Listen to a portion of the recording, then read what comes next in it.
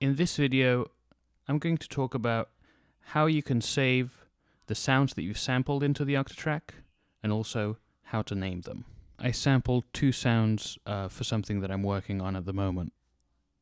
In track 1, I have a beat, just a kick drum basically, with a little bit of delay.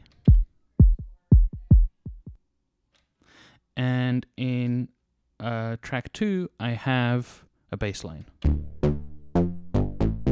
Now that's all wonderful, but if I were to switch off the Octatrack, what would happen is that I would lose both of those samples. The reason being is that at the moment, they're not saved.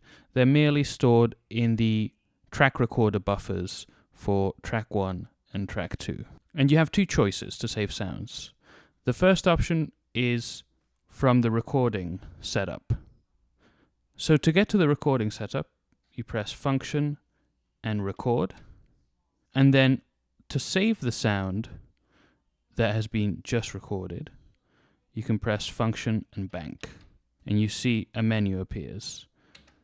Press arrow down once, save this recording, and that's one place that you can do that.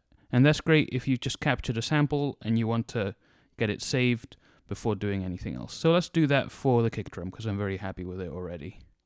Now, when you hit yes, after you've selected save this recording, the Octatrack will generate a random name, which you can edit. I'll get to that later. Let me show you the other way, the second way that you can save a sample. Let's say that, I've captured the sample, but I'd like to do some editing. So I'm going to open it up in the audio editor. So I would hold track 1 and bank, and here we are. We're now in the audio editor. To save it here, what I would do is I would press on the last button on this row of white buttons, which matches up with File up here, and then I have a couple of options. I have Save Sample Copy, and that again generates a random name, or I have Save and Assign Sample. If I do Save Sample Copy, what that will do is it will save it in the audio pool or the project folder, depending on the preferences that you've set up. If I hit Save and Assign Sample, it's going to save it and it's going to plonk it right in track 1. But again, I will have to name it first, and it generates this random name for me. Now, let me show you how you can name it. The default way is by moving with these arrows and then turning the level knob. You can imagine that this is a big pain to write what you want in here. So there's an easier way. First of all, to erase, function no, and you already saw that there.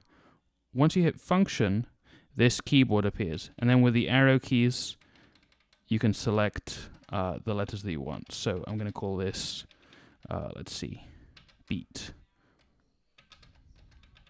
And once you're on the letter, you let go of all the buttons, and the letter appears. And with a little bit of practice,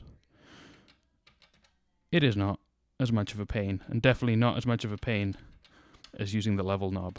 All right, beat 1. There we go. It's saved. Now, again, it gives me now an option to either to assign it to track 1, to assign it to the next free flex machine, or to assign it to the next free static machine. Flex machines and static machines are kind of ways of playing back samples, and we'll get into that a little bit later in this series.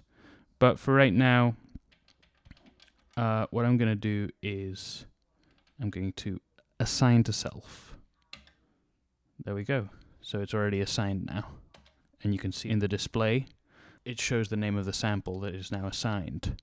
Now with the bass line, what I want to do is I actually want to edit it a little bit.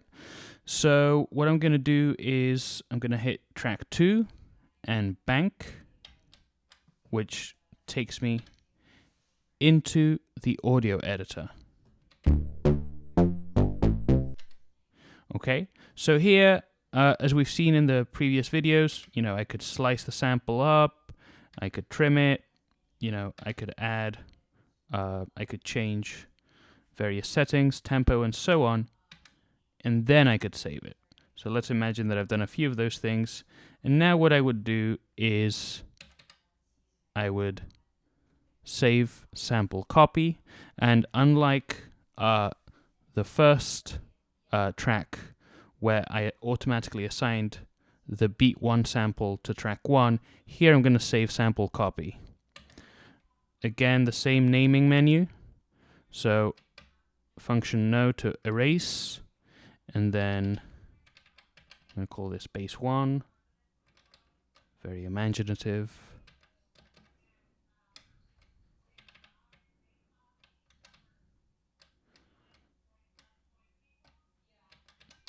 There we go.